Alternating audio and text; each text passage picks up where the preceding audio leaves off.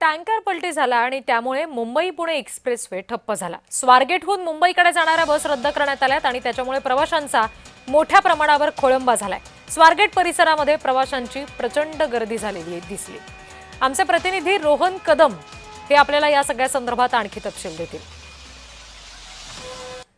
सकाळपासून पुण्यातील स्वारगेट या बस स्थानकावरती हा शुकशुकाट पाहायला मिळतोय, कारण का इथल्या सगळ्या बसेस ज्या आहेत त्या बंद करण्यात आलेल्या आहेत आणि प्रवाशांना देखील पर्यायी मार्गाचा वापर करण्याच्या सूचना ज्या आहेत त्या वारंवार एसटी महामंडळाच्या वतीने दिल्या जात आहेत। कारण का मागील कित्येक तासापासून हा संपूर्ण रस्ता जो आहे तो बंद ठेवण्यात आलेला आहे आणि त्यामुळेच ही सगळी कोंडी जी आहे ती झालेली पाहायला मिळते। खरं तर प्रोपेलिन गॅस हा वाहून नेणारा टँकर जो आहे तो उलटलेला आहे आणि जवळपास 27-28 तासांपासून हा संपूर्ण महामार्ग जो आहे तो बंद आहे। काही प्रमाणामध्ये वाहनं जी आहेत ती थोडी सोडली जात आहेत, परंतु जवळपास अनेक किलोमीटरच्या रांगा ज्या आहेत त्या वाहनांच्या लागलेल्या आहेत, त्यामुळे नवीन वाहनं जी आहेत ती सोडली जात नाही आहेत। त्यामुळे पुण्यातून मोठ्या प्रमाणामध्ये शिवशाही असतील किंवा शिवाई बसेस असतील, या शिवनेरी बसेस असतील, या बसेस ज्या आहेत त्या मुंबईकडे, ठाण्याकडे, दादरकडे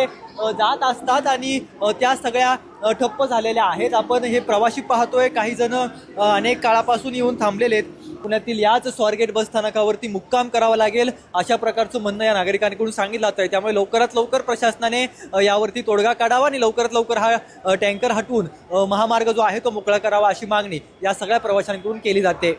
कॅमेरा पर्सन संदीप मिश्रासह रोहन कदम, जय महाराष्ट्र न्यूज, पुणे।